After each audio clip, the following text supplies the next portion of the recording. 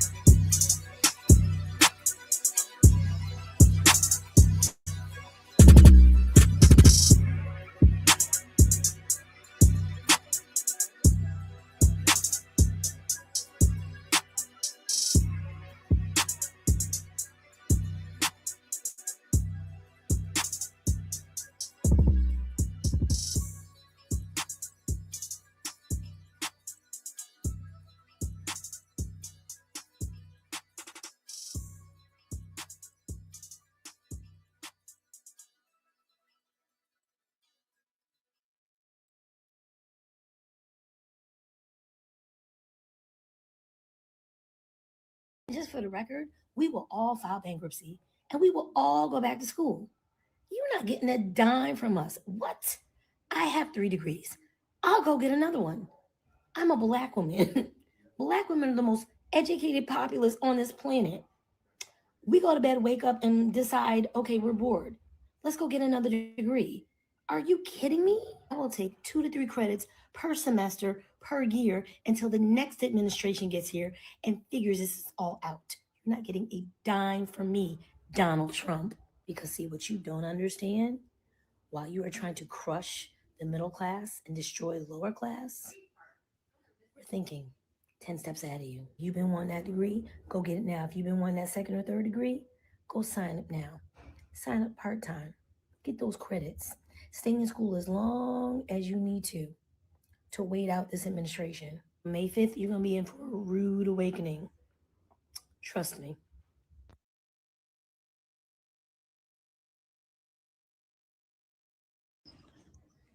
Okay, can you? I'm sorry, I didn't. What, can you say that again? Yeah. Hi, Tatiana. This is Shelly from HR. From HR. Remember Okay. me? No, I don't remember you, but what's going on? Well, we had a discussion a couple weeks ago about your absenteeism and tardiness. Okay. You know what time you have to be clocked in at work? 6:00. Yeah, 6 a.m. Okay. So, unfortunately, on 7/18, you clocked in at 6:12. We Wow. had a discussion about that. 12, Remember? 12 minutes. Yeah, but you know they're waiting on you to be there, clocked in and ready to work at 6. Okay. Okay. So your employment is really going to be terminated as of today, because also on 7/28 you clocked in at 6:21. 21 minutes. Yes, that's 21 minutes of company time. But I still work though. Like I still.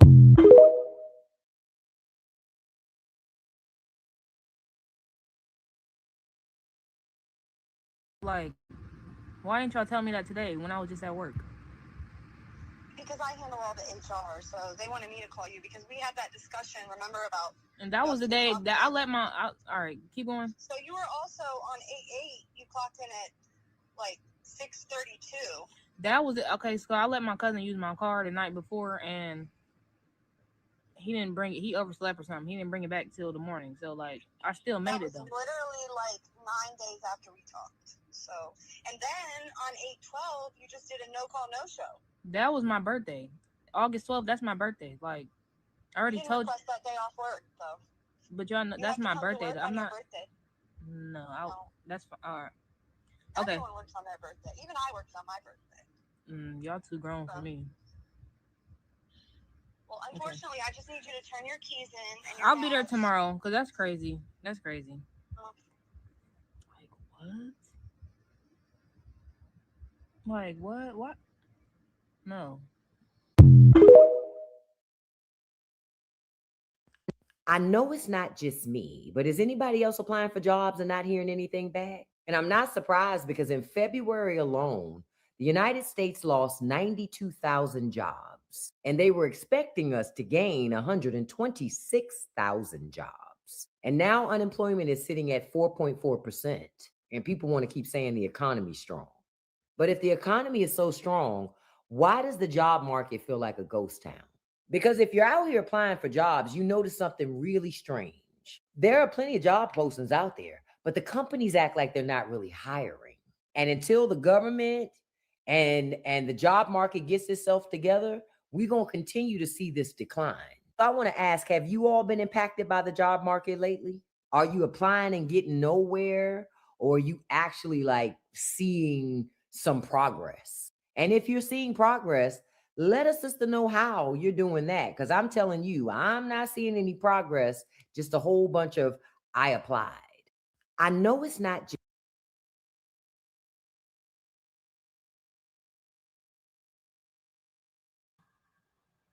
And just like Ned Stark said at the beginning, winter is coming. Winter is always coming. You didn't deal with the problem you created. You ran your fathers away, you ran your grandfathers, your fathers, your uncles, your brothers, your sons. You've diminished men so much to where you walk around talking about you don't need no man. And then all of a sudden, now that winter is coming, we need some help. Well, you know what? Shame. Shame. Shame. Thought you didn't need no man.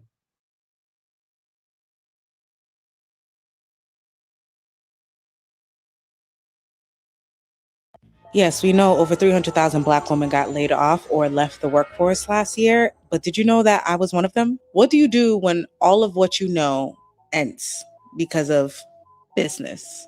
Well, as a Black woman, you start a business. My name is Denise Felicia. I have an MBA in marketing and corporate innovation. I have over a decade of experience in marketing, and my most recent job was at Northeastern University being the Associate Director of Brand Marketing and Social Media. So I kind of know what I'm doing. I've been a creative consultant for an IT firm. I've done personal branding workshops for students and professionals, built my own frameworks. I've worked with over 20 businesses in the Boston area, and I also create content for myself. Now I'm looking to build me. I am a cool person, multi-hyphenate, multi-passionate, very animated, but also very, very knowledgeable in all of the things that I just displayed to you. I have used the last 3 months of me being unemployed to really map out a lot of things. Yeah, I'm following my own advice for once. But come along with me. I'm sure it's going to be amazing because I'm funny. I'm smart, as kind, as impotent. Yes, we know over 300,000 Black women got laid off or left the workforce last year. Welcome back to the show. Back by popular demand, we're in for another edition, part 2 of Kevin Samuels and the Chronicles of Winter. Yes, in case you haven't noticed, winter is upon us. Winter has come finally. And just like Ned Stark said at the beginning, winter is coming. Winter is always coming. They never. Good morning, y'all. Happy Tuesday. So I just wanted to give you guys an update. I came here because I just got an email. So I know I told you guys like a couple months ago that I was looking for new positions and stuff like that. And I did go on an interview towards the end of the year with another township. It is in the public sector again, but it was going to be a different role, working more with HUD and stuff like that. So yeah. What I will say is that today I got the email because I knew this process was going to be like take a month plus before they would actually pick a candidate or ask me to come back for a second interview. Because what they said was, when I initially did my first interview was, oh, we'll interview you and then we have another set of interviews next week. And then we're going to do a second round of interviews. And you know, if we like you, then we'll come back. Like if you pass the second set of interviews, then we'll pick a candidate. So I guess they might have just picked a candidate in between. Maybe they felt like they didn't have to do a second interview. I'm not really sure. But what I will say is that now I can talk about my experience with the interview. Initially, the person that greeted me when I went into the interview was so sweet, so nice. She was very bubbly, very, very like open, and she was excited to meet me. But what I will say is, and I've said this to other people that knew that I went on this interview. I went on this interview, and as soon as I met the person that I was supposed to be working under, that if I did get the job, I would be working under, she saw me and immediately was like not fond of me.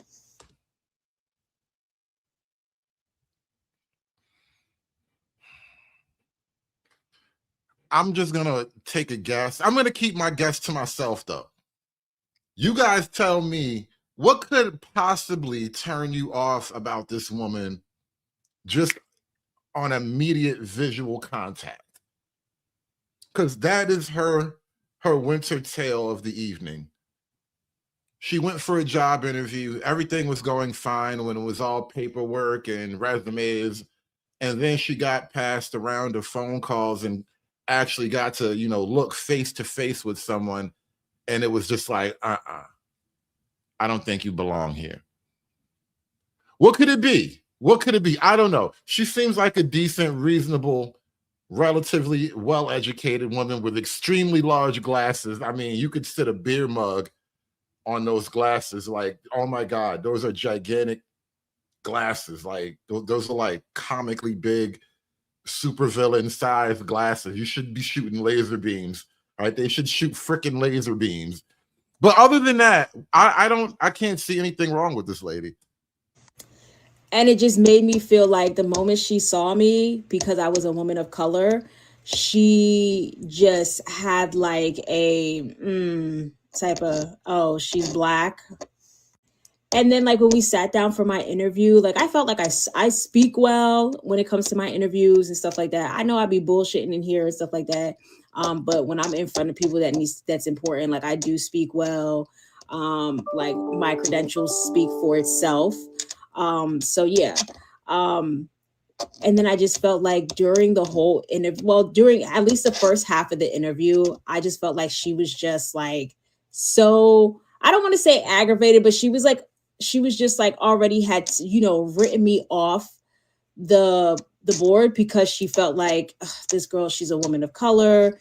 And, unfortunately, and I'm just saying, unfortunately, that's just what it is.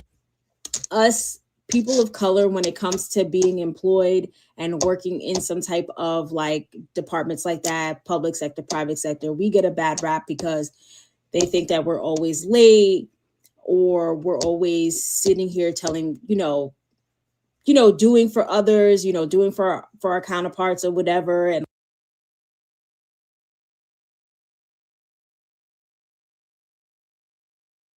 Toby be good nigga for massa.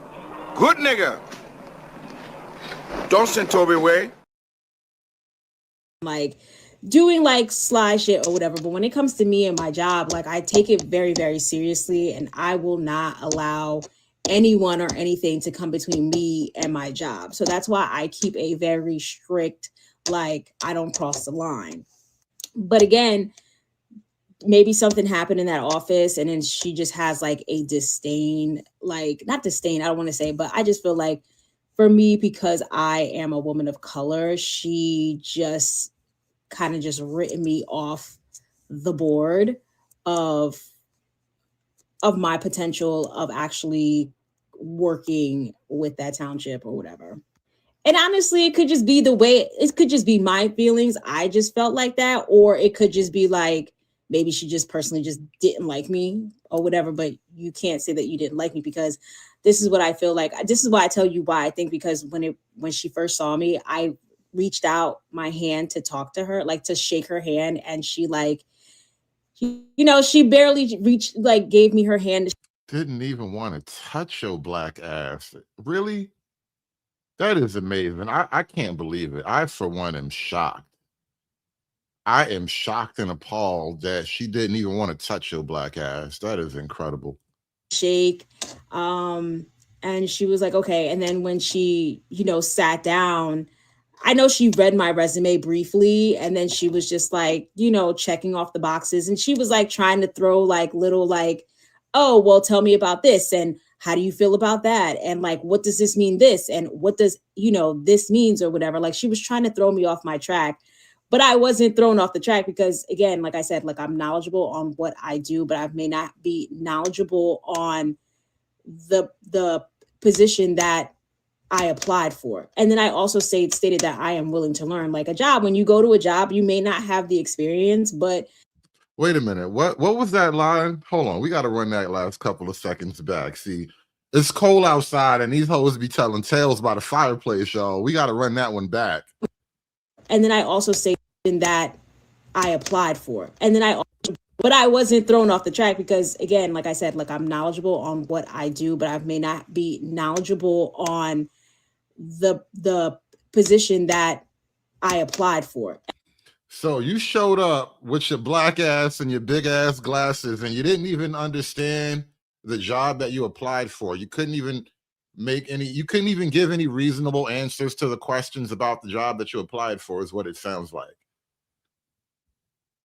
Unfortunate. And then I also stated that I am willing to learn. Like a job, when you go to a job, you may not have the experience, but if people take a chance on you, you have to be willing to learn. Anyway, so today I got the email. It states that I am not, the candidate that they choose, which is fine. But again, this is just the way I felt during my interview. I just felt like the person that I would be working under did not like me. Again, because I am a woman of color. So it would be very interesting to see the person that was picked, if they are a woman, a person of color, great.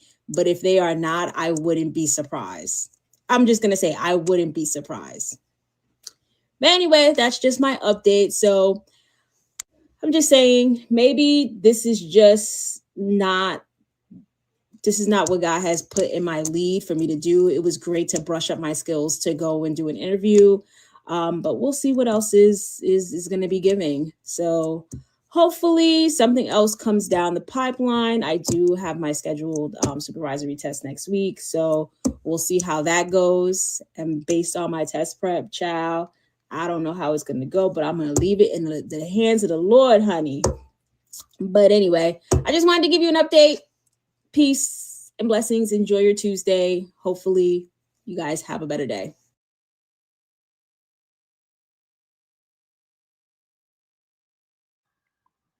Thought you didn't need no man. I thought you were good. I'm a PhD.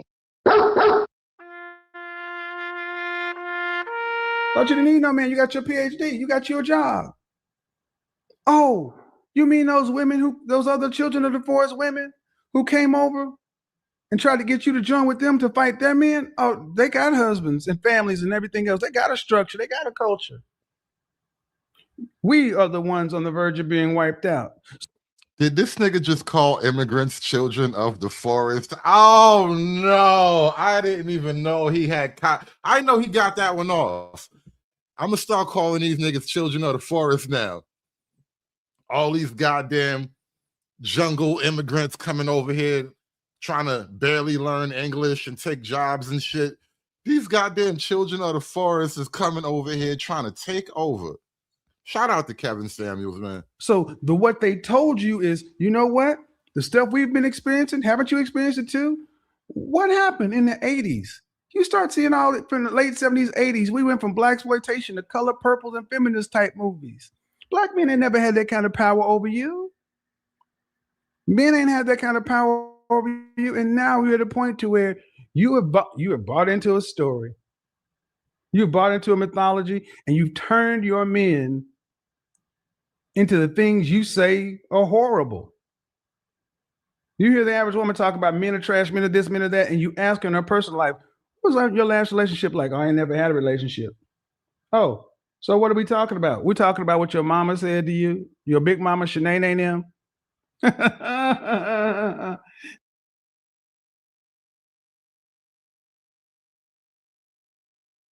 They never cared about Palestine. They just cared about stopping Black women.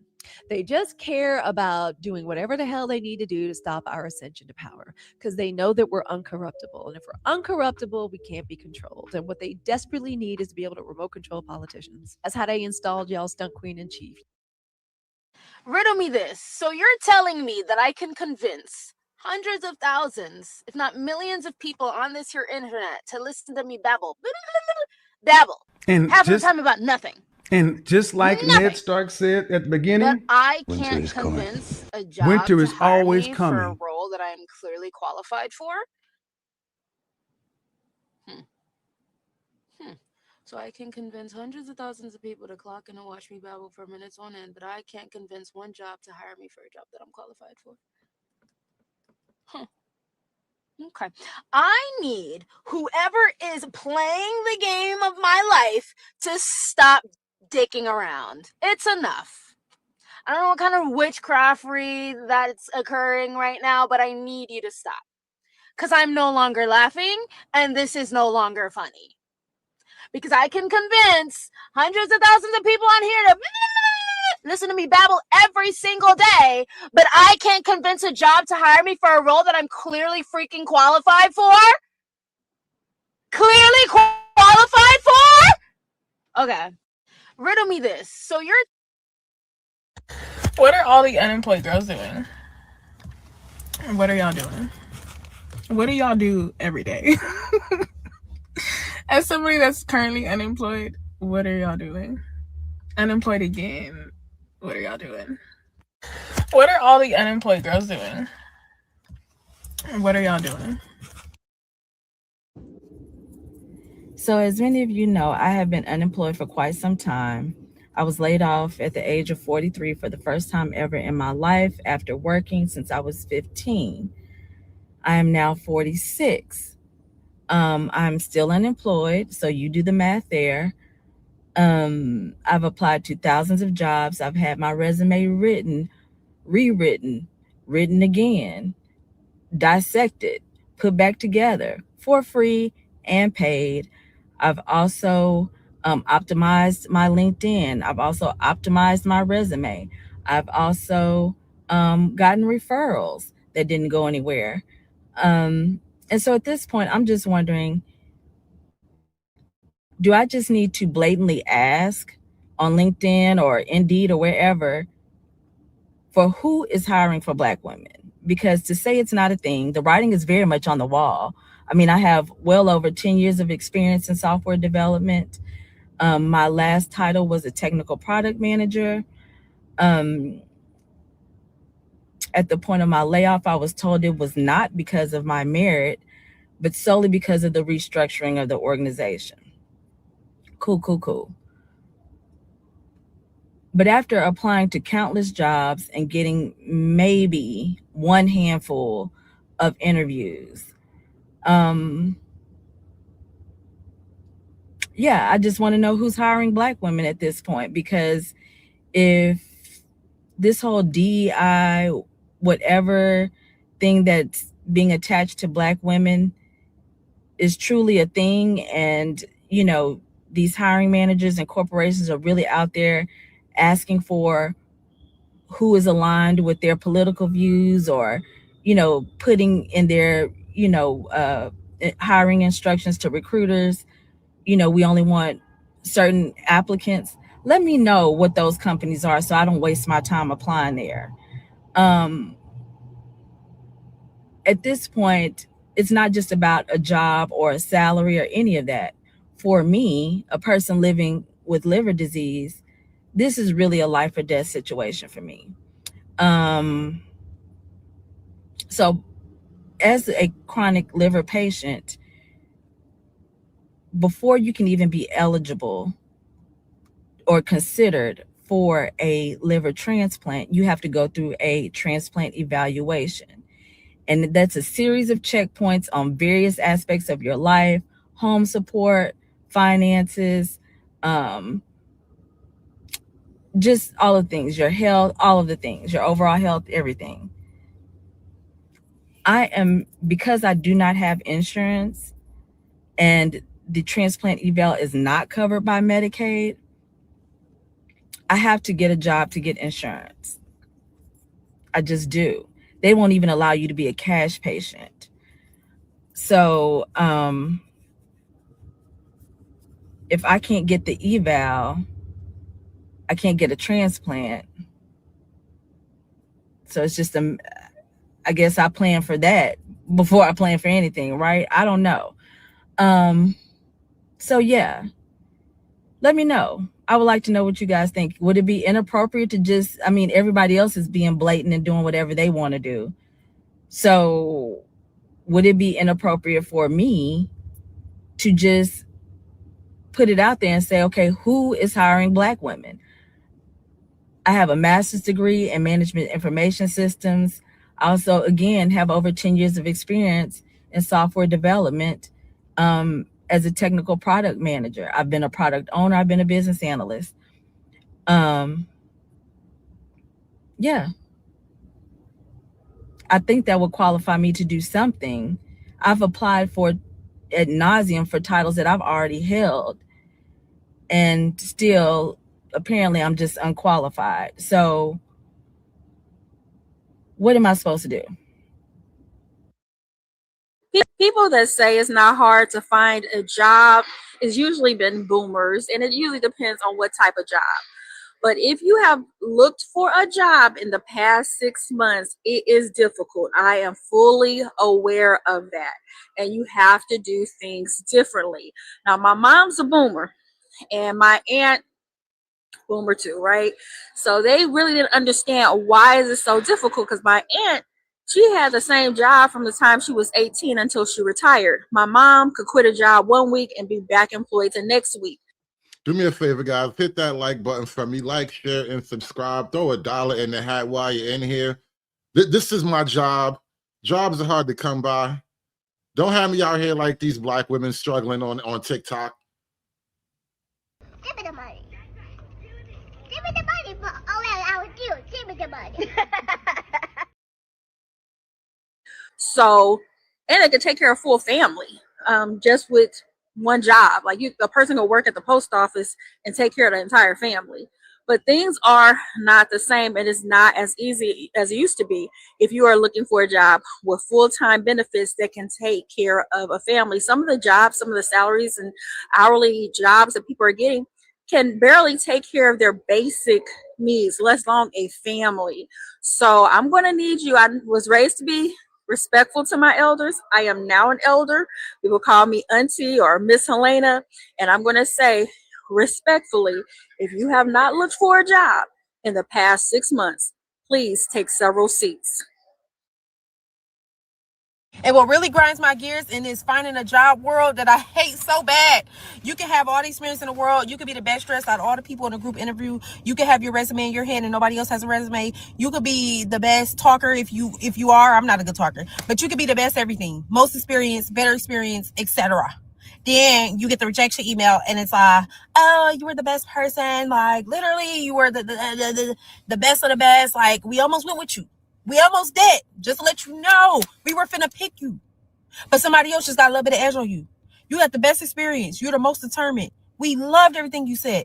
I love the fact that you're a go-getter and you're a hard worker. You got all this experience. But somebody else a little bit over ahead of you. But we're gonna keep your application. We're gonna keep your application on file. You can have other. You can have other applications. You could have other jobs here that pay a lot less. Well, you could, but we might not give it to you though. But we'll put you on file for that. Baby, now you got me in the corner with a bucket of water coming from my tears. I didn't feel like crying today. If you would have rejected me in the email and left it alone, I probably wouldn't have cried. And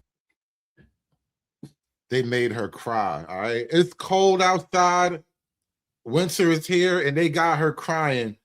Shout out to the cute nerd with the $4.99. Says, giving you the money as the cute little robber demands. Listen, that's my shooter right there. I gave him my gun. That's my personal strat. Give me the money. Give me the money for all that I would do. Give me the money.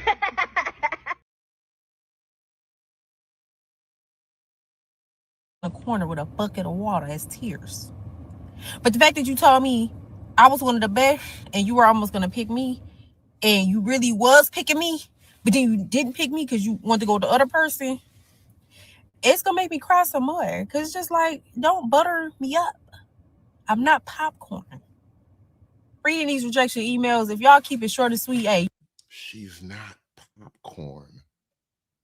They buttered her up like some warm, hot, freshly roasted kernels, but she's not popcorn. Cry some more, because it's just like, don't butter me up. I'm not popcorn. Reading these rejection emails, if y'all keep it short and sweet, hey, you ain't get the job, bro. I'm gonna be all right. I might be a little sad, but I'm gonna be all right. You butter me up like I'm popcorn, I'm gonna be in the corner like I'm in a movie theater, and I'm gonna be crying, y'all. I'm gonna be a bucket of popcorn crying in the corner because you told me, I'm spitting, y'all, because you told me I was the best of the best. Anyways, yeah, you told me I was the best of the best from the east to the west. And now I'm feeling like, dang, well, if I was the best, why are you sending me this email?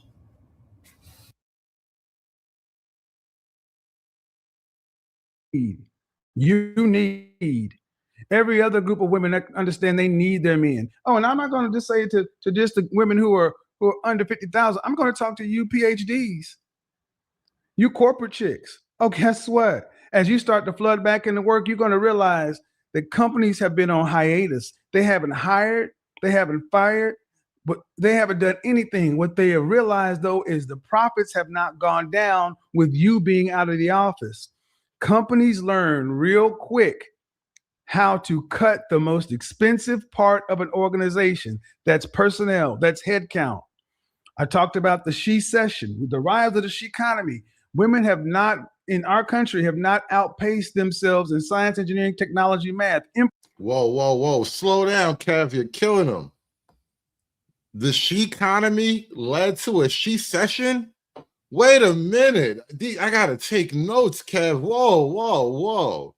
There was a she economy, and then that was killed by the she session. This is amazing stuff. To cut the most expensive part of an organization, that's personnel, that's headcount.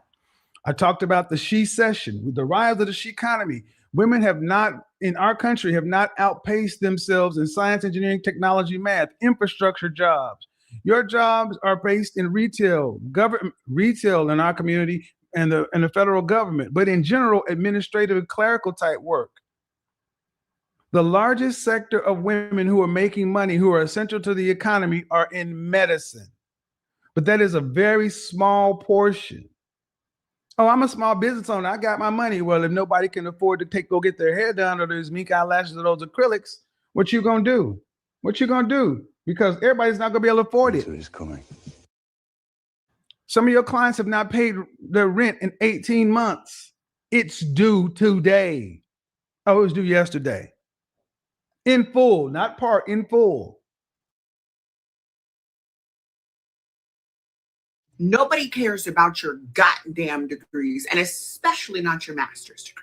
And I know this is 1,000% annoying because they have built us up to believe that the master's degree, the bachelor's degree, the education is so vital, so important. It's the requirement. It's a qualification. You must have it to go to the next level, to make a lot of money. People told you that. They told me that all day long. And then you get into the job hunt and you can't seem to get anybody to hire you. I'm going to tell you the secret. They actually didn't care. Isn't that annoying? It just sounds good. It just sounds good. Oh, you need to have a master's degree to do this job, but you actually don't. Because the truth is they end up hiring people who don't have any degrees, no formal education, don't fit the job description, don't know the tools, don't know the skills. They end up picking people who sound better in the interview. The only thing that is stopping you from getting a job is the fact that you don't know what to say to get a company to want to hire you. Because you have the skills, you have the education, you have the certifications, you have everything. You deserve the recognition, but you're being overlooked because nobody has actually sat you down and taught you what to say to get a company to want to invest 6 figures into your 6-figure skill set. So you have the skills. You're lacking the communication because people really just don't care about our degrees. The only people who care about our degrees are probably our parents. And honestly, after I walked across the stage at the dinner 2 hours later, my dad, so what are you going to do? What are you going to do? What are you going to do with that? What's the plan? Imagine going through all these years of Girl Boss University, only to find out none of the Girl Boss careers actually care about your Girl Boss degree.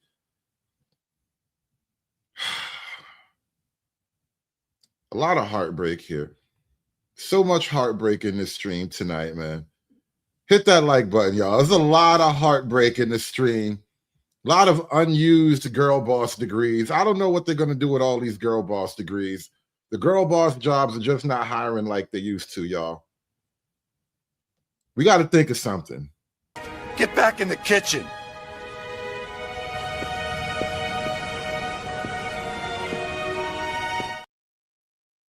They want to see the job, they want to see the money, and they want to see you doing something. But if you don't know how to get the job to help you do the thing, it doesn't even matter. You sit there, you feel bad about yourself. Oh, maybe I'm not good enough. Maybe I need to get a double master's. Maybe I need to get a doctorate degree. And none of that is the issue. It's not what you're lacking. What you're lacking is the communication. That's the only thing you need to turn your job hunt around right now. I showed job seekers how to speak, how to talk, how to position, how to present their potential future value to companies. So companies will see the point in investing in that potential future value. And it has nothing to do with talking about your education. You don't ever have to talk about your education ever again, to be honest.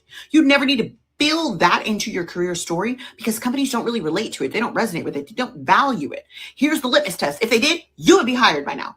You'd have the job you want and you'd be making the money that you want right now because you're qualified. You fit the job description and they are ignoring you and overlooking you because you're not speaking to them in the way that gets a business to want to invest in a service. When you work with me, I tell you exactly how this job market functions, how to get ahead of your own job hunt for the specific skills you have. All right, I just realized what was going on. Her job during the winter is to help women who can't find jobs during the winter find a winter job. It took me a minute. She was babbling really quickly, but I finally figured it out, y'all. so that you can transition into the role that you want. That is the only thing you need to learn to get hired. You don't need to get any more LinkedIn learning certifications. You don't need to go back to school. You don't need to go to any other program or any other boot camp. What you actually need to learn is how to talk to a company in a way that gets them to want to buy. And when you learn how to do this with me, you get hired for 6 figures minimum. Nobody cares about your goddamn degrees, and especially As of February 13th, 2026, I just want to let everybody know that I will be putting in my last 2 job applications. Yeah, February 13th, 2026. Today is March 21st, 2026. I just want you to understand how long-standing and deep this job crisis really goes, right? This job crisis has been in effect at least a year now, maybe a little bit longer. And we'll see how much longer it lasts right now, but it was predicted. It was foretold by the great Black patriarch, Kevin Samuels. May he forever rest in peace. He tried to warn y'all. He tried to tell y'all. You didn't want to listen. You tap danced and pissed on his grave, and now the snowflakes are falling. Winter has finally come. And just like Ned Stark said at the beginning, winter is coming. Winter is always coming. As of February 13th, 2026, I just want to let everybody know that I will be putting in my last 2 job applications. And other than that, that's all. And it's not that I give up. It's not none of that. It's the fact that I'm tired of playing this will they, won't they cat and mouse game when it comes to the job search. And I deserve more. So yeah, I'm just going to focus on my business. And yeah, but I do want to tell y'all about, what's the straw that's breaking the camel's back right now. So real quick, I applied to an internship position at this event production, but like event, like content gathering company or whatever it is. So I applied there to be an intern because even though I have a bachelor's degree, even though I have years of experience in content and social media and stuff, I still get letters back saying that I don't have enough experience. So I'm like, okay, maybe I need to go back to the drawing board and get some more experience. So I applied to be an intern for their social media team or whatever, right? So cool. So mind you, the recruiter finds me on LinkedIn, and she emails and she texts me and she's like, hey, honestly, it seems like with your experience and your expertise, I feel like you should apply. Is the music getting louder as her story gets sadder? Does the volume of the music increase with the pit of her sadness as it gets darker and sadder? I keep hearing that piano key bang harder. Like for the actual social media coordinator position. I didn't see this position at first, but I was like, okay, cool, whatever. So I'm like, okay, she's saying that I have potential to actually have a paid position. So I'm like, okay, yeah. So I applied to it. It's been about 3 weeks.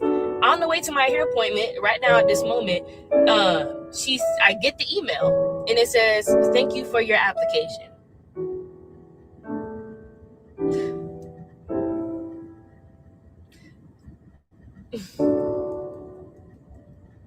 So I park, I watch it, I read it. She's like, thank you for your application. It's not about your work. It's about, like, I guess where they just want to go. It's not me. It was never going to be you. It was never going to be you. So yeah, I'm over it. Just gonna go hard in the paint with my own personal social media marketing agency. If you're looking for anybody in the Atlanta area or surrounding area to do social media marketing for your business, for your service, do event marketing, anything like that, please hit me up. The page is thestudio.z7. Just looking for anyone to give me a chance. I really do want to work with minority businesses, especially in restaurants, product-based businesses, things of that nature. So please hit me up if you're in the Atlanta area or anything like that. I would love to just get some experience with you. I'm open to, working within your budget if need be. And yeah, so love you guys. People who are unemployed what are we currently doing right now? Because Indeed literally does not work anymore. And I'm so over it. I was complaining to my friend about this, and I can't believe she was gatekeeping this app where all you do is upload your resume. And when you swipe right, the AI automatically applies into the company's website. People who are unemployed, what are we currently doing right now? Because Indeed literally does not.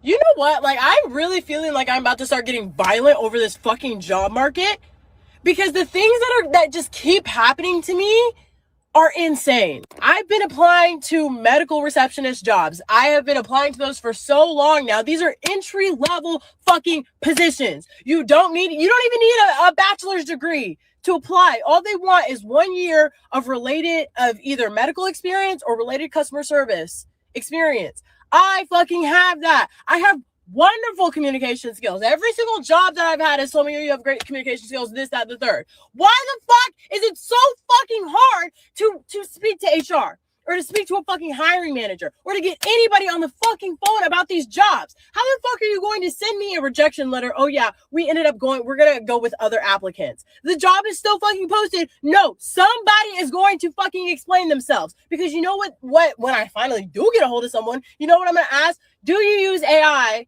to fucking sort through your applications before a person sees it? Do you use AI? Because if you use AI, look at my fucking application right now. Look at my fucking application right now. I'm not doing this bullshit with you guys. It's pissing me the fuck off. Why the fuck is there a robot being like, yeah, nope, because I have one little error? I should not have to tailor my fucking resume to thousands of fucking jobs just to get a fucking call back. And then when I finally do get someone on the phone, you want to act like you have a fucking attitude, like you haven't been in my fucking place. You want to act like you have a fucking attitude because I'm calling trying to get a goddamn job? Fuck out of here with that damn snooty, musty ass attitude. Hi, I'm calling to speak to HR or hiring manager. Oh, we're going to have to put you on the customer service line. Oh, but I was just on the customer service line for 20 minutes and then the call cut out of nowhere. Oh, well, sorry, that's the only way you're going to reach HR. Get on the customer service line. Hey, you're the 30th caller in line. Would you like us to call you back? We have a high number of people calling every single time you fucking call. Maybe if you hired more fucking people, you wouldn't have that issue. You can get someone calls, someone picks up right the fuck away because you got enough people to answer the motherfucking phone. I'm sick of it. Like I said, this is the kind of shit that makes you want to get fucking violent. I see how people reach certain points, because if I was just mentally unstable enough and just didn't care about the repercussions of my actions just enough, I would have done some shit by now. I would have done some shit because I cannot fucking take it anymore. My next fucking call is going to be to the Better Business Bureau, because you guys are not going to fucking keep getting over on people without no accountability. Okay? It might not go anywhere, but I'm about to start reporting the fuck out of every single job that I'm having this issue with, because it's ridiculous. And then people have the nerve to say overall, oh, well, you guys just don't want to work.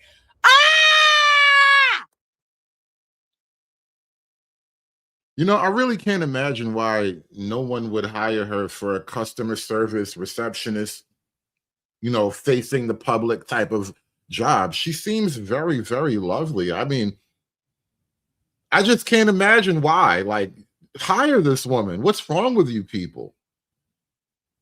But, you know, we've been warned. We were told these days were coming.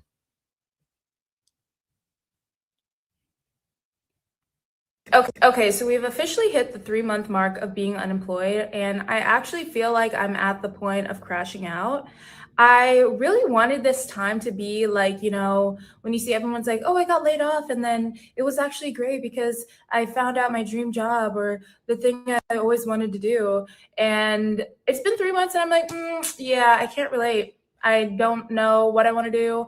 I have absolutely no idea where I'm going to go from here. Like every single day I just wake up and it's kind of like, okay, what is today going to be?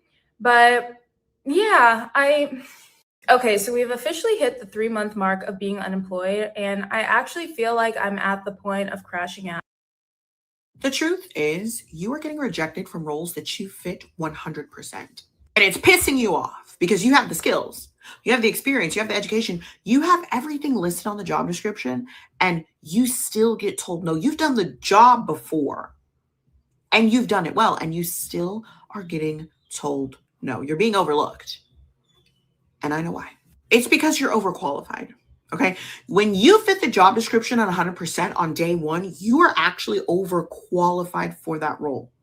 So you're being overlooked because it is risky for the company to choose you, someone that they can see clear as day is overqualified for the role they're trying to land with them, because they know you're either going to ask for more money sooner than would be necessary if you were the actual career level of the role, or you're just going to move on, get bored, and need a new challenge somewhere else, which is risky for them to invest in. That is why you need to apply to roles that are higher. The truth is, you are getting rejected from roles that you fit one. I've been unemployed for 6 months, but out of all of the rejections, getting a no from Barnes & Noble for a part-time job as a bookseller 15 minutes ago, no interview, nothing.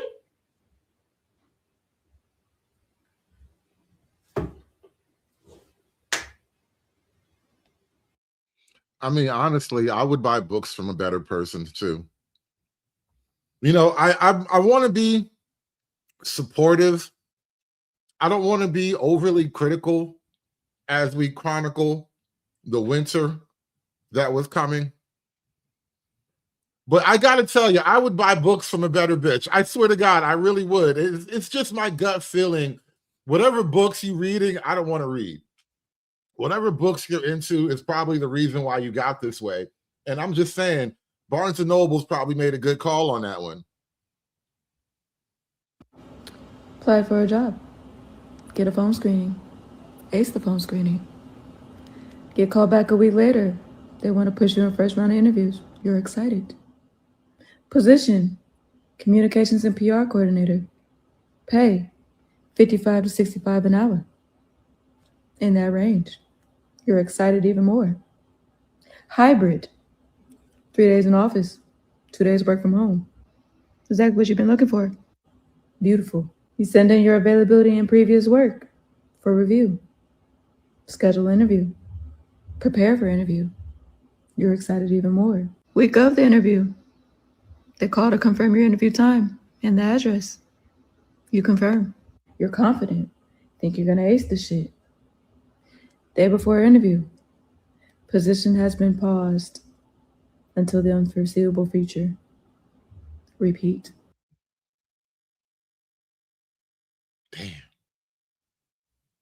Damn. That was rough. Can a nigga live?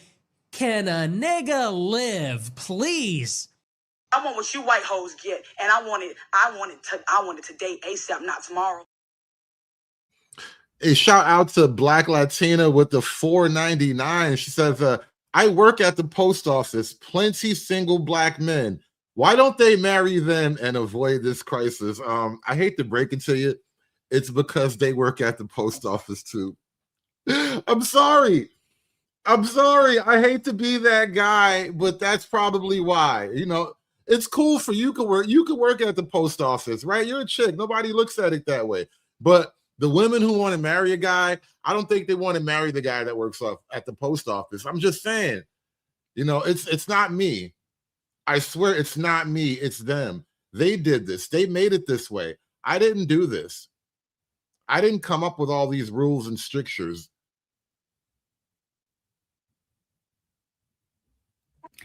And after 3 months of being laid off and given notice I was being laid off while on maternity leave, guess who got a job? Only God can do. Only God can do. Only God. Oh, snap. We got us a happy one. We finally got a winner, y'all. We finally got a winner. Yes. Somebody had to do it. I am the chosen one. Somebody had to do it. Good for her. God can do it. Only God can do it. Do it. Do it.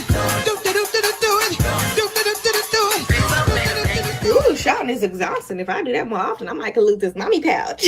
On a serious note, I am grateful because this job market is terrible, especially for Black women. I remember reporting last year that it was about 300,000 Black women who left the workforce. But then at the end of the year, they were saying upwards of 600,000 women left the workforce last year. But did y'all know that only 42% of those women were actually due to layoffs? The other 58% were actually voluntary departures. And majority of that 58% actually said that childcare or caregiving was the reason they left their jobs. Women are quitting their jobs because they can't afford childcare or to take care of their parents and work at the same time. Make it make sense. The other day, I came across this video of this woman saying that mothers specifically are being set up to fail in the workforce. And low-key, that's some tea.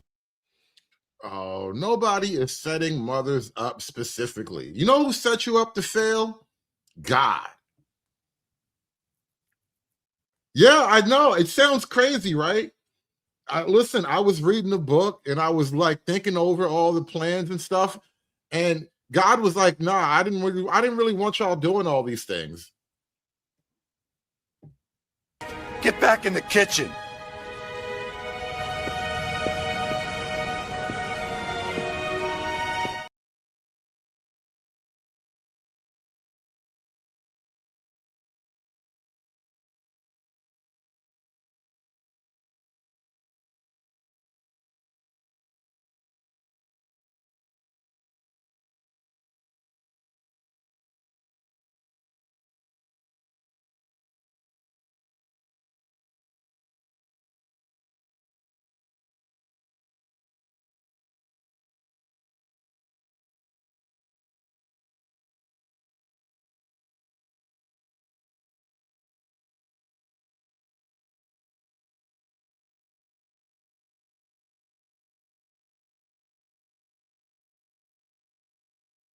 Because between not having enough workplace flexibility in the first place, unaffordable childcare costs, and not being able to make enough money to actually meet the rising cost of childcare, women are not just choosing not to work. I'm mad I was muted up this whole time. This stupid thing. This thing is supposed to unmute immediately after clips play. Damn it. This thing be killing me. Anyway. Of work take care of their parents and work at the same time. Make it make sense. The other day, I came across this video of this woman saying that mothers specifically are being set up to fail in the workforce. And low-key, You know what's so funny? When you say chose to betray God, and shout out to everybody watching on Rumble, by the way. When you say chose to betray God, I was just saying, well, I was muted, obviously. I don't think you were betrayed. I don't think you were set up to fail. You know who I think did this to you? I think God did this to you. Yeah, I was reading the book and God was like, nah, don't do these things. And here you are now doing these things. And now you're mad at God after you did these things.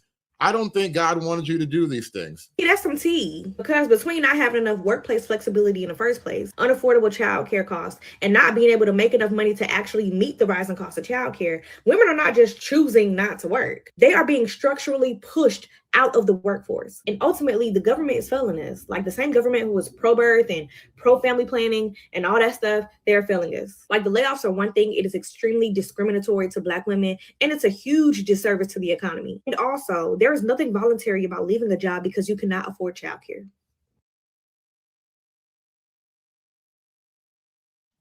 I don't know if voluntary is the right word for that. I would call that reality-based decision-making.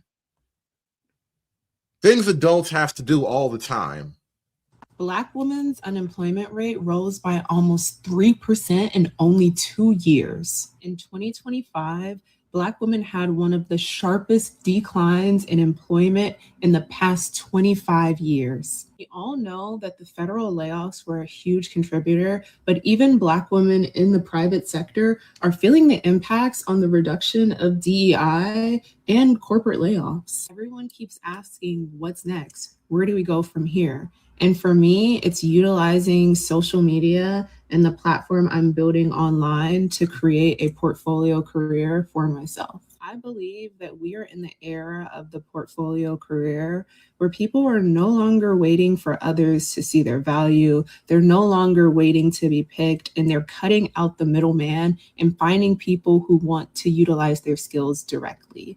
Social media is quite literally an amplifier. It is a megaphone for everything that you are already doing or for anything that you would want to do. And it's quite literally a platform that can bring audiences' attention to the skills that you offer. The creator economy is growing and shifting. It is a billion-dollar industry that is only getting larger. People's perspective on what influencers can do has significantly changed in the past few years. If you are a corporate person with a particular expertise and you've wanted to share online, now is the perfect time because this space is only going to become more and more saturated. A few years ago, I started creating content because I realized that there was a need for my expertise, but I also wanted to create a stream of income that I was fully in control over. I have absolutely no social media, marketing, communications background. I have literally been building this brick by brick with no expertise. On top of that, being in finance, there's very few other corporate influencers who work in the finance space. So I feel like I've been navigating this on my own and it's been a little lonely. So I decided to create a community of Black women corporate creators, a safe space where we can learn, grow, and work towards our goals together. If you're interested in joining the Creator Collective, the link is in my bio. I'm headed to sit on a career panel. I hope that y'all have a great Saturday. Thank you for tuning in. Okay, bye. The men, the top 10% of men are what women worry about most. You would think in our community that 80% of men in the top 10 married out. It's not the truth. But as everyone gets older, as times get tight, as things begin to consolidate, ladies, you got to realize there's more of you than us. There are more women than men. You got to try to get on his page, in his boat, in his raft. That means his program. Or you can think this is I'm full of crap, don't know what I'm talking about. But the Moynihan report talked about this a long time ago. We have gone backwards since then. When this report was written, the Black community was married at a rate of 80%. Today, that's 3 out of 4. But that number is that number right there is deceptive. That number is deceptive for one reason and one reason alone. The baby boomers are still calculated in those numbers. The baby boomers were married at a rate of about 70%. When the baby boomers drop out of the numbers, it is going to go off the cliff. I was talking to a friend over the weekend, and she had a hard time seeing that women were out here just living footloose, fancy free, not worrying about their future, doing this, doing that. She had a hard time, along with a lot of women, imagining that women by age 25 have had 10 or more sexual partners. And I said, that's low. If you're a woman that's still in shape, got a good head on your shoulders, your eyes are open, and you have a desire or a spirit or willing to learn and cooperate with a man, you have an opportunity. You will stand out from the rest of the crowd because those are the kind of women most men want to end up dealing with. Men don't just want to deal with you just because winter's coming.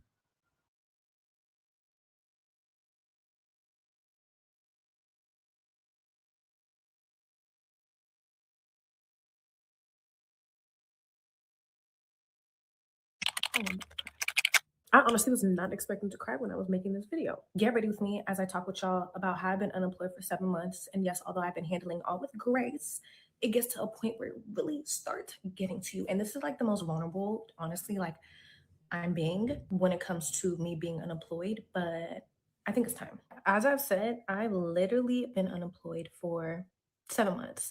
And it's just so unfortunate because while people are talking about their 2026 goals and everything they want to do for 2026, I'm just sitting here like still unemployed. Like 2025 has been the worst year for me thus far. let me not say worst year. It's also been a blessing, but still 2025 was definitely not the year that I expected for myself. Like we went from wedding planning to literally about to put our down payment on our venue for our wedding. All for that same week we were about to put the down payment down, I end up getting laid off. And thankfully it happened like that because I would have been mad if we put the down payment and then I got laid off. Oh, I would have been so stressed out. So because of that, we actually had to put our wedding on pause. And now I honestly don't even know when we'll be having our wedding. It'll happen in God's timing. And I do want to preface this. Y'all truly get a glimpse of my life. Y'all don't see the ins and the outs of it all. And although y'all be seeing that I be handling it with grace and all that stuff, oh baby, I've been crying up a storm behind closed doors, okay? It just gets to a point where you truly start questioning yourself and you start questioning your worth. And it's like, why am I getting rejected? Why am I not getting accepted to any jobs? Realize that although I'm getting upset and I'm crying, I just have to surrender all of this to God because it's like He's the one that has the bigger picture. He's the one that understands. Oh, I'm about to cry. He's the one that knows. He's the one that truly knows what He has planned for me. And although I'm so lost and I'm so confused, I just know it's going to be better and it's going to get better. I honestly was not expecting to cry when I was making this video. I also do want to hone in on the fact that I do have a partner. I have a fiance. And I know for a lot of people, they're doing this alone. And I can only imagine what it's like having to do this alone. Ooh, good thing you're not alone, because I bet you it would hurt even more. Shout out to my man Smarty Pants with the 199. He says, file your complaints with the Better Bitches Bureau. Where do you send that? What's their address, by the way? I've been looking for the Better Bitches Bureau, and I can't find it. When I Google it, nothing comes up.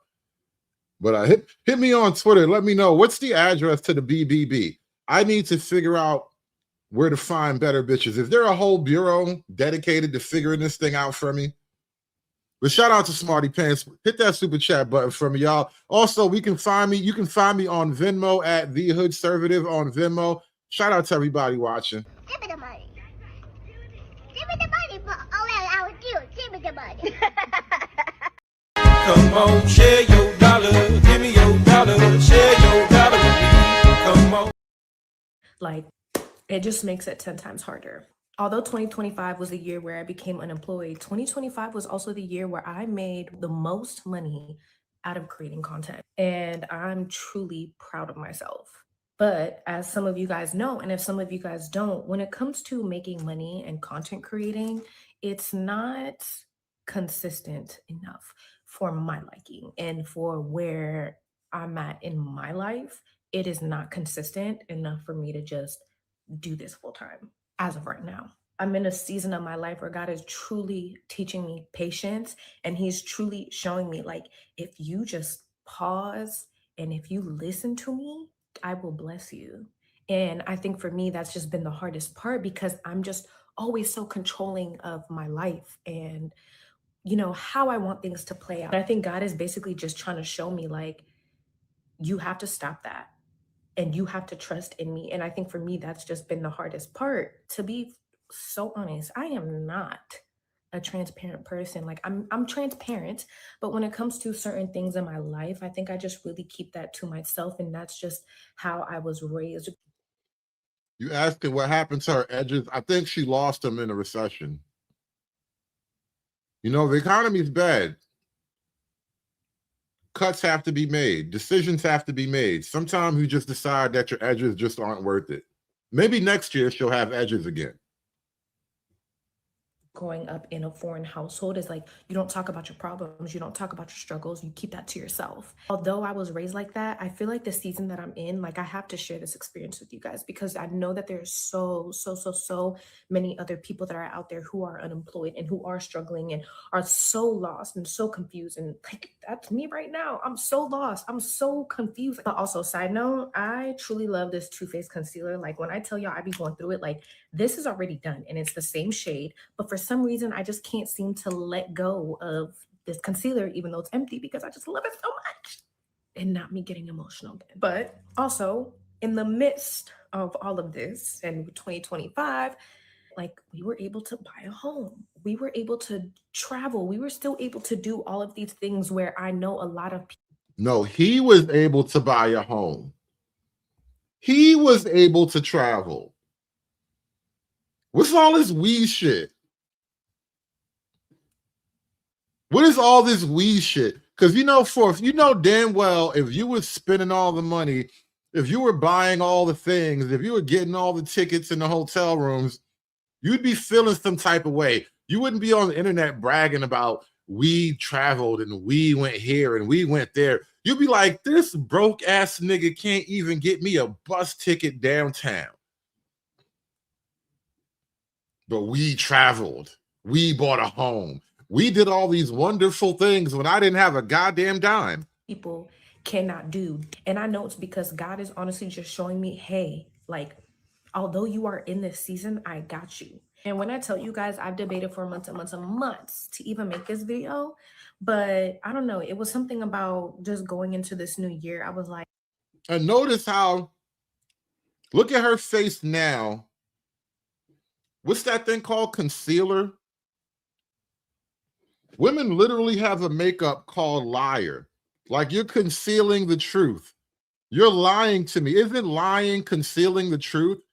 And they have a thing called a concealer. She is applying concealer. Look at the before. and although I'm Look at that. Look at that. You got all this, you got all these things going on here I would have that been you have mad to if conceal. And then look at now. but I'm also just having Look at all that shit that she concealed. She concealed a whole other person. That is a whole other woman underneath that makeup. You are concealing the real you. I would like to report you to the Better Bitch Bureau. I would like to file a complaint on behalf of your boyfriend / baby daddy / whoever paying for all your meals right now. I would like to file a complaint on his behalf because you are obviously concealing things from him. And I think it's unfair to him and the relationship. They literally have a thing called concealer, where it's just let me lie to this nigga about my real We're face. still able to do all of these things where I know a lot of people cannot do. And I know it's because God is honestly just showing me, hey, like, although you are in this season, I got you. And when I tell you guys, I've debated for months and months and months to even make this video, but I don't know. It was something about just going into this new year. I was like, I think it is time. There are just so many people that are going through the same thing as me. And it's just like, I also want it to be known, like, you aren't alone. But I'm also just having to realize, like, God is just redirecting me, and God is just putting me in this season to set me up for what is next for me. Though I still don't know what it is, I know that it's going to be better. And a part of me really feels like 2026 is going to be an amazing year for me. I truly feel as if God is going to reward me this year for what I went through for majority of last year behind closed doors. Life is not perfect. It's actually far from perfect. I thought you were traveling and seeing the world and buying new houses and properties. And that now all of a sudden, oh, we went through hell behind closed doors. You see how they're never happy? Okay. And I know I'm making this video long, but on the day that I got laid off, I remember I literally woke up, I looked outside my window and I was like, Lord God, please get me out of this job, get me out of this situation. And he did. And like, I've just been struggling since then. And it's basically, I think God is like, you prayed for it, you asked for it, but now it's like, you have to listen to me and you have to surrender. And that's something that I've truly been struggling with, is the surrendering aspect. Because like I said, I'm very, very, very controlling of my. Somebody told me your edges surrendered a long time ago, but you stayed in the fight. Congratulations to you. Your edges surrendered, but you kept on fighting. Life and like how things play out. And I'm now just having to realize I can no longer do that, because at the end of the day, I want what God has planned for me. Whatever will God has in store for me, that's what I want. But y'all, I do want to apologize for how long this video is. So I'm just going to finish the rest of my makeup and then I'll come back at the end.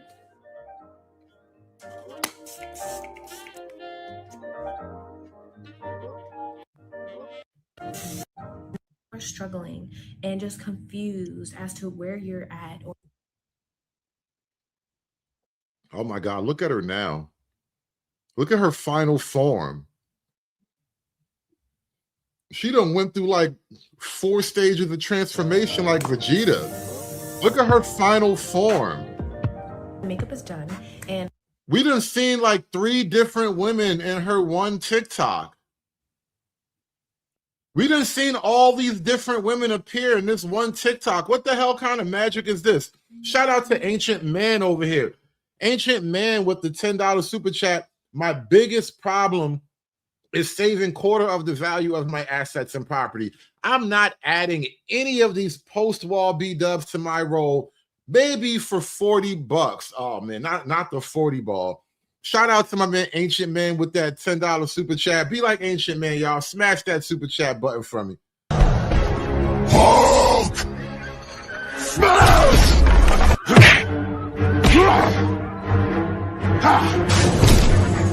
Smash you!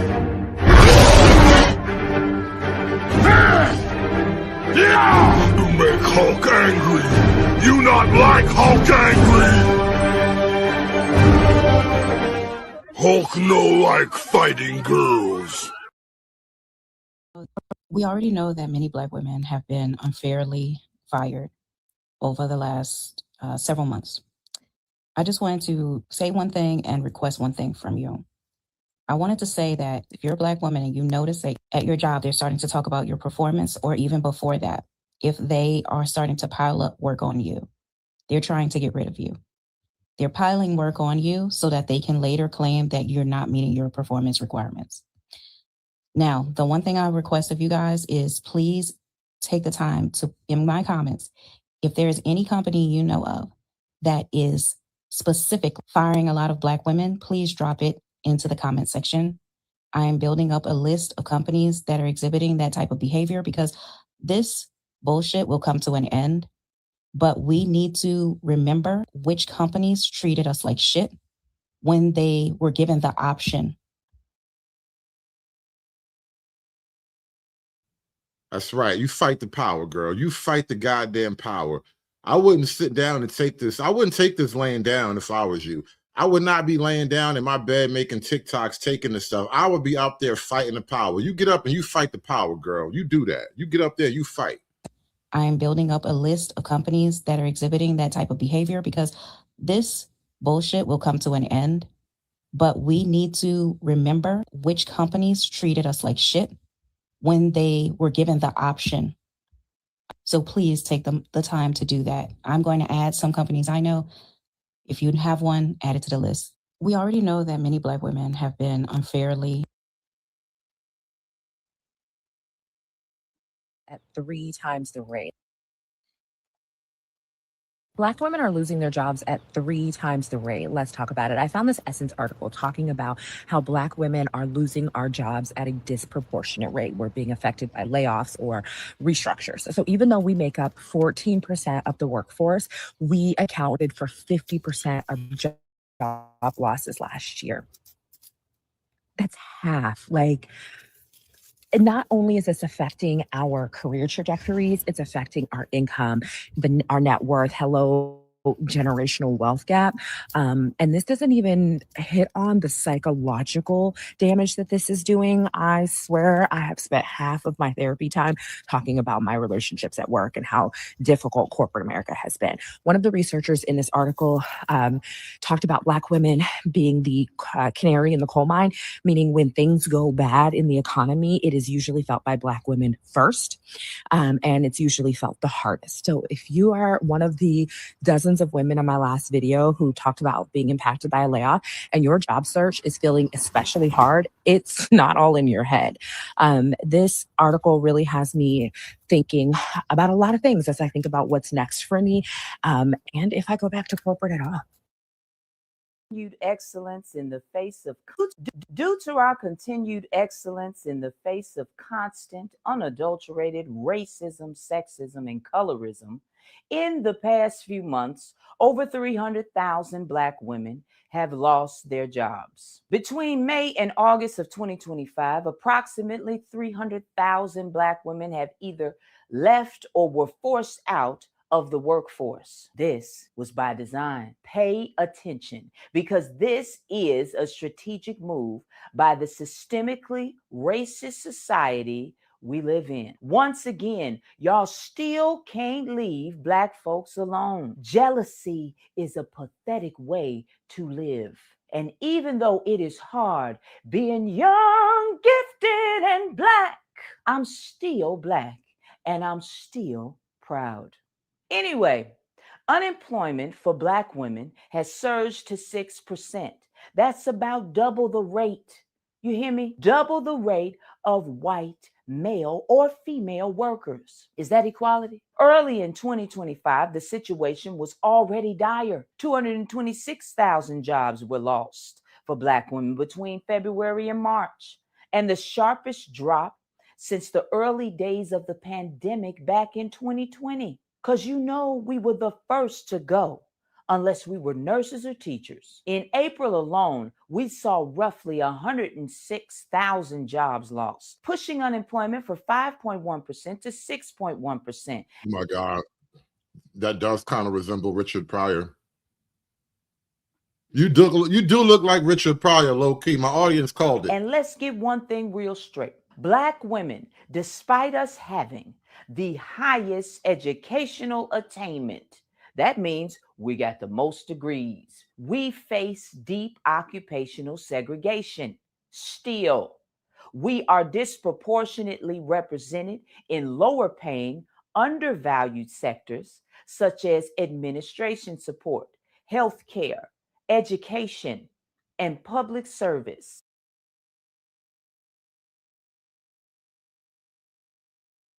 My suggestion, look in your vicinity of the men who are trying to deal with you and pick the best one and get the French toast out of the game. Stop acting like you've got time. You are over 30. You don't have that kind of time. Black don't crack. Just because you feel like you look 21, your ass is really 35. With geriatric pregnancy and old ass eggs. Don't know what I'm talking about? Yeah, I do. Winter's coming. You don't think I know what I'm talking about? I know what I'm talking about. But let's get to it. I want to open the call lines because I want to hear from the ladies who think who may have a different take. Now, shout out to everybody watching. We're about to wrap this one up here. We are, like I said, I wanted to bring back a repeating series. I want to continue this series. I got a couple of more additions I think I can squeeze out of this one, but we are almost done. Appreciate you guys coming out. Hit that like button, y'all. We have been chronicling. Don't worry.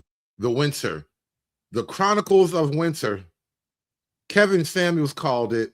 And it's finally upon us, y'all. About the setup today. Over 300,000 Black women were pushed out of the workforce this year, and I was one of them. This is lesson number 7 of 30 lessons surviving unemployment. Oh, let me get my mic. Let me get my mic. Y'all need to focus. One thing about me, I will blow my life up if I need to. Bring the chaos. Don't be afraid to create friction in your life. If there's never any friction in your life, you're probably not betting on yourself enough. I was talking to my therapist recently about how some of the roughest months of the year literally felt like friction on all sides. And maybe some of that has been self-induced. Making tough decisions, having hard conversations, creating boundaries. Similar to what I said about depression yesterday, when it comes to that type of friction, it's something that you really just have to sit with, because that discomfort is clearing the path to you discovering what you're needing at this time, not 3 months ago at this time. Because hey, shout out to Mr. O out there winning big while listening to the show. Drinks are on O tonight. Drinks are on O. And don't worry about it. I'm a cheap homeboy. You can buy me whatever the bottom shelf liquor is. You know, we can drink cheap whiskey. We don't have to get all fancy with it. I don't need Hennessy.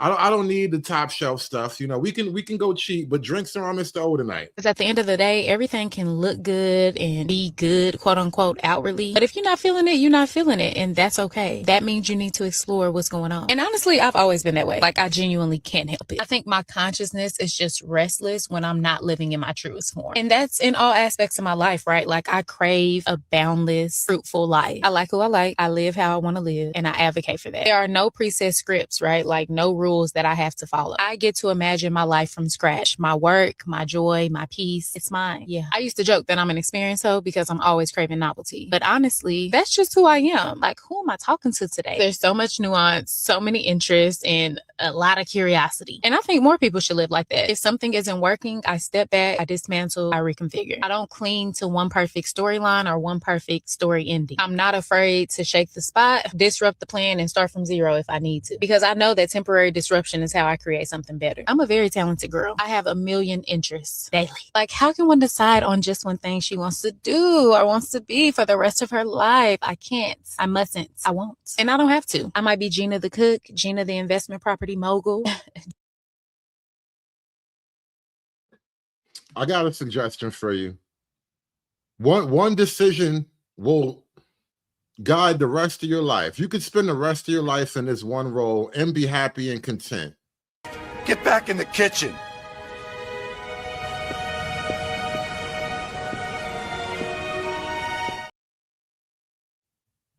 I want to start part 2 with talking about faith, fear, and risk taking. For many, this is a new place where you may have never been. So you're going to have to do some things that you've never done. You may have to use your skills and talents in different ways. And the beautiful thing about where we are now in the world and in life is there are so many opportunities to make money in non-traditional ways. You just have to figure out what works for you and then make that thing work. Offer various community microservices to the people in your community, like closet organizing, digital decluttering, running errands. List your services on places like Nextdoor or Facebook Marketplace. Offer a sliding. Are these like girlfriend services, like non-sexual girl? Are you offering non-sexual girlfriend service? Whoa, hold up. She is offering the non-sexual girlfriend experience as a business to get through the goddamn she session. She is trying to survive the winter by offering non-sexual girlfriend service. I will organize your closet for you. I'll go through your Rolodex and pull out all the people you don't like anymore. I'll warm your muffins for you. Oh my God, what are we doing? What are we doing? Shout out to Mr. Enigma with the 987. You can ignore economics, but you cannot ignore the consequences of ignoring economics. Oh my God. Listen, you know what you can do? You can also sell non-sexual girlfriend services and products and whatnot. You can be a non-sexual companion in your late 50s. This is a wild strategy. Ooh, damn, that shit stings though. Wow, you out here like, I'll organize your closet. I'll make sure all of your underwear is folded for you. Shout out to Mr. Enigma, y'all. Smash that super chat button for me. Hulk! Smash!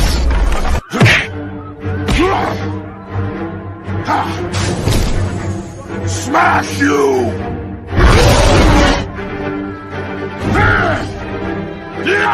You make Hulk angry. You not like Hulk angry. Hulk no like fighting girls. You may have never been. So you're going to have to do some things that you've never done. You may have to use your skills and talents in different ways.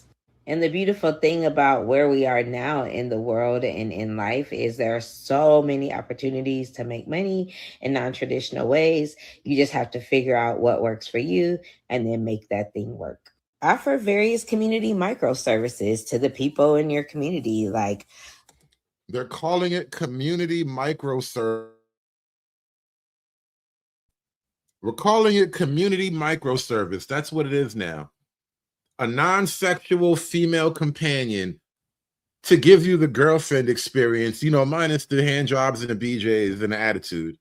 Closet organizing, digital decluttering, running errands. List your services on places like Nextdoor or Facebook Marketplace.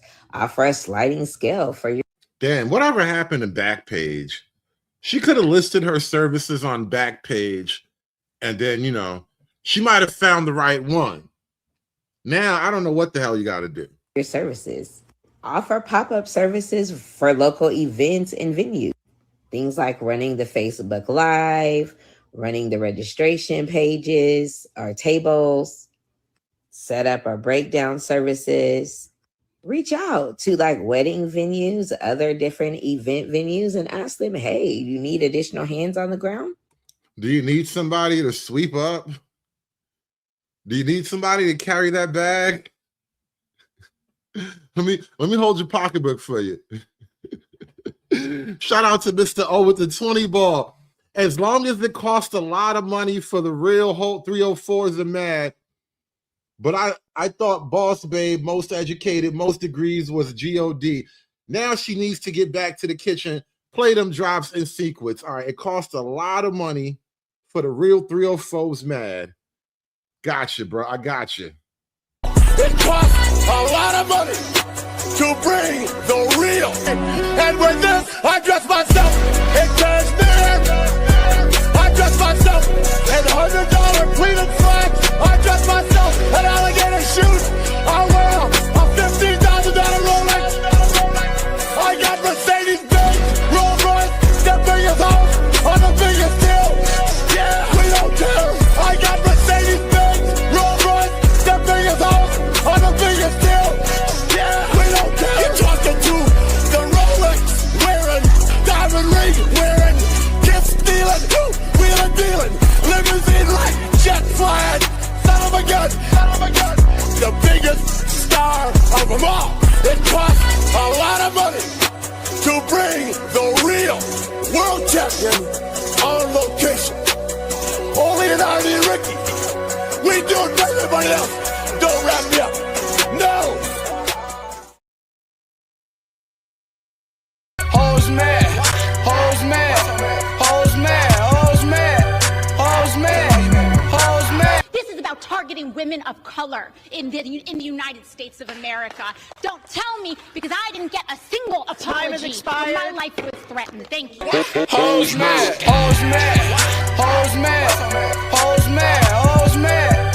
Hoes mad. Hoes mad. A lot of people seem to not understand me. Science proves that the black woman is God. We're not just saying that. And the black and Latino woman, they manifested themselves out of dark matter energy. All right. I believe the black woman is God. Black woman, God. I don't believe God, no man. I believe God, a black woman.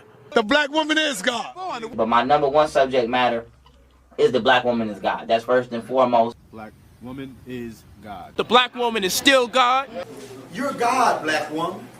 The black woman is God. She is the creator. She is the sustainer. She is the provider. She is the first teacher of the children. She is everything to the black race. But don't get it wrong. I am still a white man's whore.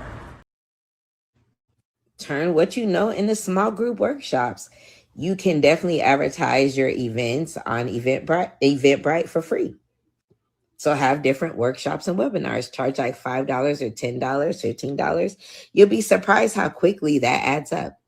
Enjoy reading? Try voice automation or narration. There are a lot of opportunities in that area, and it's very easy to get started. All you need are programs like Audacity or GarageBand and your phone, and that's perfect to get started on a project like that. Start a low-cost offer rooted in some of your passions, and just offer donations or ask for donations. Whatever your skill or talents are, try to find businesses that resonate with your skills and talents, and figure out how you can work with them, whether through consulting, offering some type of service to them or their clients, but figure it out. That's why I said part 2, I'm going to start with faith, fear, and risk-taking, because it's going to take a different thought process, a different mindset. You're definitely going to have to step out on faith at times. You may have to try things outside the box, things that you've never done before. Within our value system and morals, that's what I mean when I say try things you've never done. Get back in the kitchen.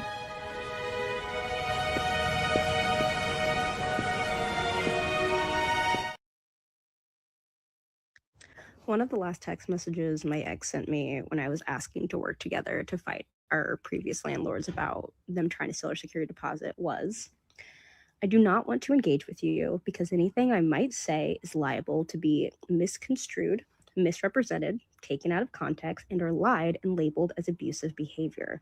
And I was told to not even send this text because it could be the same. Gotcha. I was just trying to draft an email together. So cool. But let me see if I can misconstrue or lie about your behavior a little bit more. So in the last year of our relationship, I was complaining about how I didn't feel like my taxes were really like going forward to help people in my community as much as they could be. And he said, "You sound like a welfare queen, like you're a welfare queen." And I said, "That's racist." He's a white man. I was like, "That's racist." And he was like laughing, ha ha ha ha ha. And I was like, no, that's racist. We're going to talk about that. So we talk about it. He apologizes. He says he's sorry. He didn't know, things like that. So then later, hours later. Sorry about that one. I think that one kind of slipped past the screening process. My bad. Let me tell y'all something, especially my sisters, because y'all have it bad. If you walking outside and you just staring at somebody, you just staring at them, like y'all making eye contact, why is it so hard for y'all to speak? Just say hi, a simple hi. And then when the person that you eyeing up and down speak, you give them a dry, hey, well, why are you staring at me? What? Like, if somebody be like, what WTF you looking at?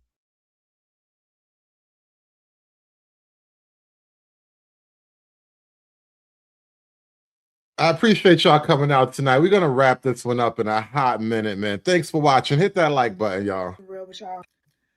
I gotta keep it real with y'all. I gotta keep it so fucking for real with y'all right now. I'm on the brink of crashing out because over 350,000 Black women have been forcibly removed from their jobs this year. And guess what? I'm one of them. I'm one of them. And I have not had like full sustainable employment all year long. My mad money is now looking kind of sad. Okay. My safety cushion is deflated. All right. But I refuse to be down and out about this situation. And I wanted to make this video to let you know that you're not alone in this experience. I ain't never been broke before. I'm learning a whole lot of new shit right now. I'm learning so much new shit right now. And so I want to share that information with you. I want to help you to not only survive this moment, but to thrive and evolve into the woman that I know you are and that you know you are. Okay? So in addition to my regular whimsical content, see, y'all didn't even know I was broke out here. Gotcha. In addition to my regular whimsical content, I'm going to be sharing information and resources to help Black women who are in the same situation that I'm in, not only survive, but thrive. Help us to make this experience something that we can alchemize into greater, right? Make it feel lighter, make it feel more joyful so that once we are on the other side of it, we can look back and see, like, you know what? I can do anything in any kind of situation because I'm that girl. Okay? Because you are. And I'm going to help us to connect with our higher selves. Okay? Really dig deep in there and figure out, like, what was I missing? Why do I need to have this experience right now? Because there is a reason. There's always a reason. There's always a reason. There's always a lesson. And we're going to figure that shit out together. Okay, friend? And I'm also going to help us build community that is not based on accolades, achievement, and hierarchy, but real, true, genuine connection, because we need that right now more than ever. Okay? So if that's something you feel like you need, then give me a follow because the content is coming.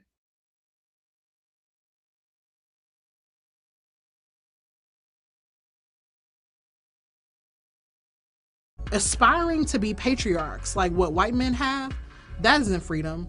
That isn't going to help anybody. It's certainly not going to help Black people. Nigga, please.